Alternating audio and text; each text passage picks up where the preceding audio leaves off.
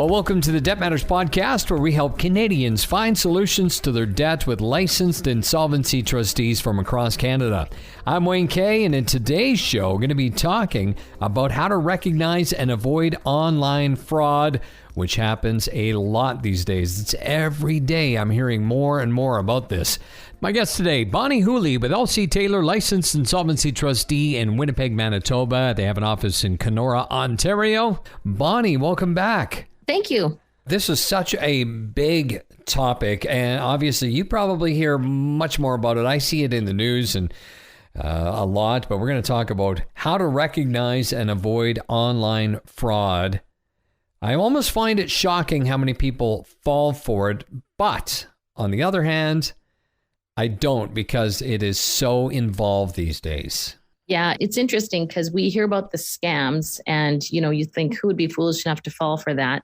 But I meet the people who have been financially devastated by some of the scams.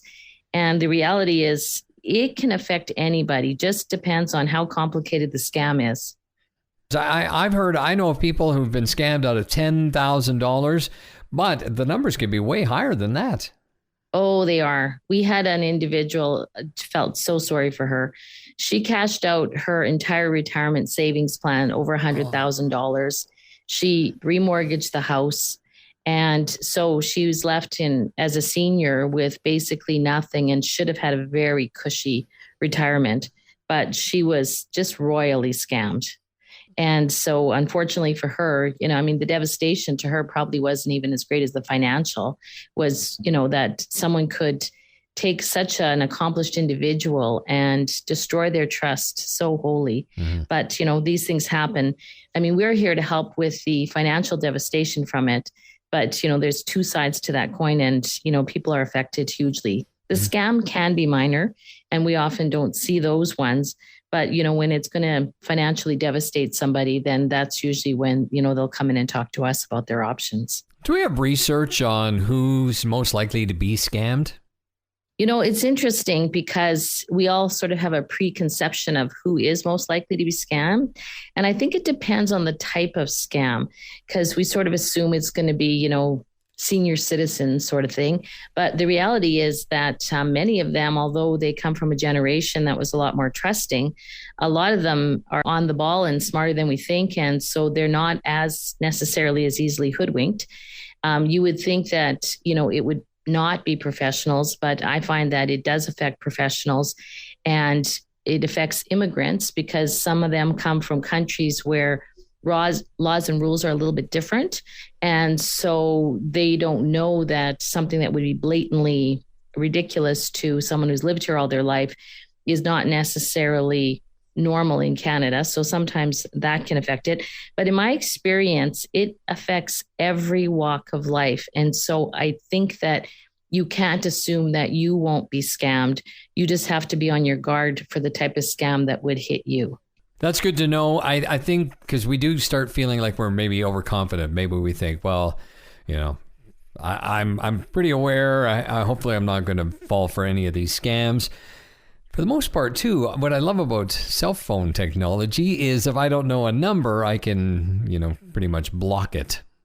Yeah, and a lot of people don't. A lot of people go, oh, maybe that person needs to get a hold of me. Right. But I'm also one of the people that block numbers. They're not always necessarily phone call type scams. We had an individual who applied for a job and thought he was working for a viable company and was scammed by, working from home and setting up his business with this company. So it's not just an online scammer who tricks you with a phone call. It can be any kind of a scam. Oh, my gosh. Okay, so there's really a lot for us to be aware of. Yeah, like in this individual, in this particular scam, they were asked to, they were an international firm and, they wanted a Manitoba base for their companies to put payments through, that sort of thing. So this guy was very smart and ensured that he set up a separate account for this because it's a business, and that when the customer made the payment, that it went into the account. He ensured it cleared the bank before he forwarded the funds on. But apparently that wasn't enough of a protection for him, because although a week had passed and before he forwarded the funds on, and retained his portion, then the funds were withdrawn and he was left holding the bag. So you think you're being super cautious, but it can happen to anybody. Yeah. When we talk about these debts that happen because of being scammed, let's say you putting it on your credit card or what have you, do you actually have to pay those debts off if it's something like a credit card? It depends on the type of scam. So if it's a credit card debt that someone has stolen your credit card or stolen your credit card number, some of the credit card companies will catch that. They'll reverse it. They'll stop it and you won't be liable for it. Also, some credit cards carry an insurance on it for the fraud. And so again, you wouldn't be stuck with it. But sometimes, depending on the type of scam, you could be on the hook for it. Because, scams can even happen with household members where they steal your credit card and use your card and you don't necessarily want to report them to the police. And so in those cases, you are stuck paying the funds back. So it depends on the nature of the scam, I would guess. Mm-hmm. And what about debts like the lady you used as an example where, cashed in her savings or retirement savings? When that's gone, that's gone. There's no way to get it back for the most part. Yeah. So, and then, she had to rely on credit to survive. And so, the scam couldn't be recovered because they couldn't find the scammer. And so she was left holding the bag with the debt that she incurred to try to manage through a short-term, period while she was expecting the money to be repaid. So in that case, she stuck with the debt. Now, in those situations, though, that's what the Bankruptcy and Insolvency Act is designed for. It's for people like that, honest and unfortunate debtors. If you are scammed in that way, then you can get the debt erased through a bankruptcy or a proposal under the Bankruptcy Act. Okay, so that's good. So there are some options for people. Yes. But you've got you have embarrassment. You'd be mortified that this happened to you. You'd have... your trust would be nothing. You wouldn't be able to trust people, but there would be an embarrassment that I should have known better. I missed the sign. I missed a red flag. Would be very difficult. And I think that is a key. And I think if people start to recognize that depending on the scam, it could pretty much happen to anybody. And if we stopped shaming people that have been scammed, then people may be more willing to come forward when they are seeking help and be willing to admit, yeah, I was one of those people that, was drawn in. And so if we can get rid of the shame around it, then people are more able to seek solutions to, what's happened to them. They're victims. And, there's help for them. It's also important they report this to the police.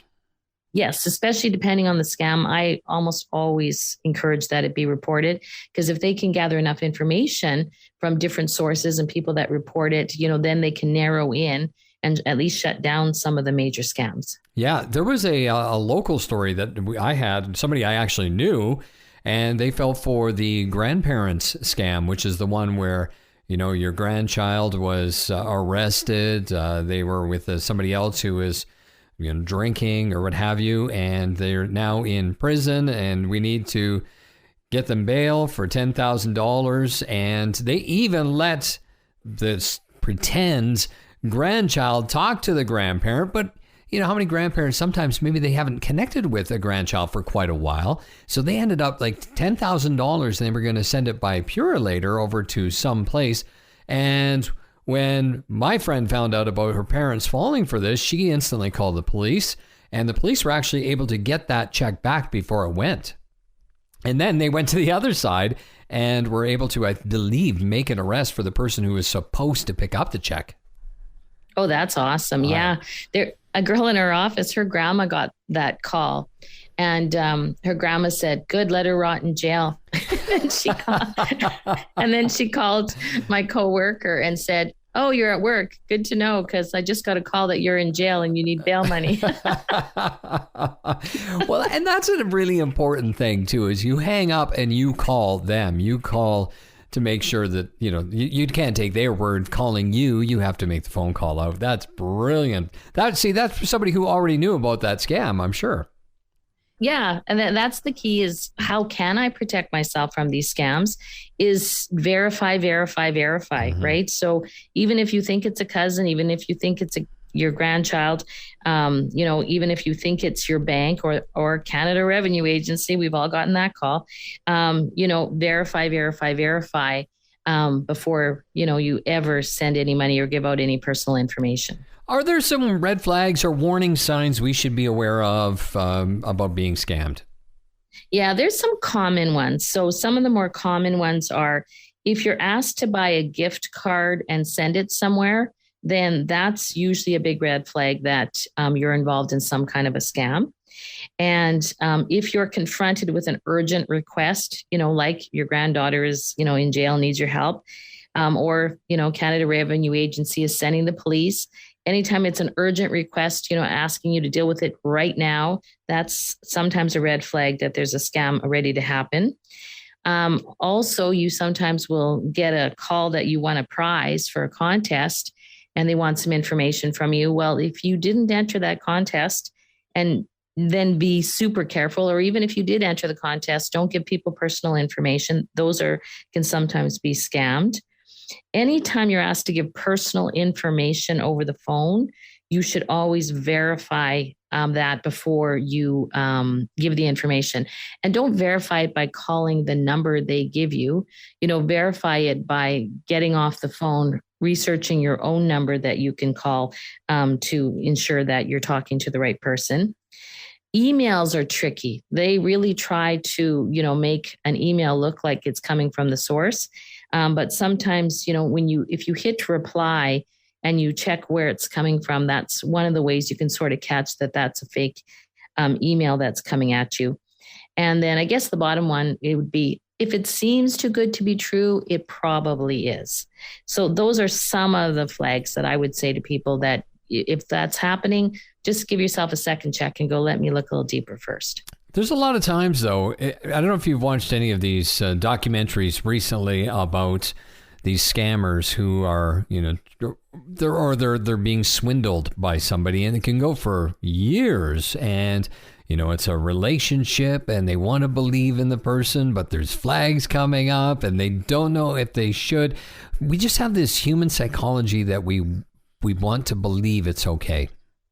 And that's exactly right. And also they're extremely good at drawing you in, like they're practiced, right? So to an outsider who connects the dots, it sometimes looks obvious, like, wow. But when you're being drawn in one step at a time, it's not as easy to notice the flags. And sometimes you do notice the flags, and then they're really good at dancing around that if you question them on it. So, it's not fail-proof that you won't get drawn in, but we're in a world where we can't trust people the way we did when I was younger anyway. And, you have to assume the worst sometimes and then, do your due diligence. Mm-hmm. I mean, the hardest ones are people that you know personally that take you in. Because if you can't trust the people that you know personally, then, who can you trust? Yeah. So as an insolvency trustee, what are some of the things we can do if we are stuck with this huge debt because of a scam? Okay, so the first thing is exactly what you said, report it to the authorities. The authorities often can't get your money back, so don't think, it's useless, they're not going to help me anyway. But sometimes they can, but the better reason for reporting it to the authorities is so that your creditors will know you're not the scammer or the criminal. And also then they can start a trail of people that do this sort of thing. And then the second thing is that, talk to a professional like a licensed insolvency trustee to see what your options are for dealing with the debt that you've been stuck with. Because we have options under the Bankruptcy and Insolvency Act, to help you manage the debt load. And if there's options sometimes that are even outside of the Bankruptcy and Insolvency Act that we can refer you to. So talk to a professional about, what do I do with this debt that I've been stuck with because of this scam? Mm-hmm. Well, let's just hope it's not going to happen to people. But I mean, that's pretty much like, it's like hoping it's not going to snow in Winnipeg in the winter. Right? In Winnipeg. Yeah. You're guaranteed it is going to, and it's just a matter of, being fully aware. And it's funny you mentioned, the emails and different ways that people are reaching out in scams. I even get sometimes emails from myself. They'll send me an email with my own. It's me trying to scam myself, and I don't know what the technical term is, a spoof email or something like that, and they can replicate it. Luckily, for a while you were getting calls from yourself. You'd pick up your cell phone and you're like, my phone is calling me. Yeah. So the red flags. Yeah, exactly. You should know that you're not doing this to yourself, and be aware. And I think the gift cards too, that was a big one. That's a lot of people fall for that. And I guess they think it's legit, but I don't think I've ever gone anywhere where they've required payment by gift cards or Apple cards or anything like that. So I think, and talk to people about this as well. I think it's perfectly fine for phone your kids and ask them. Phone a friend and say, have you ever heard of this? Does this sound legit to you? Because I think a lot of people are happy to give advice. And that's a really good point that I should have thought of.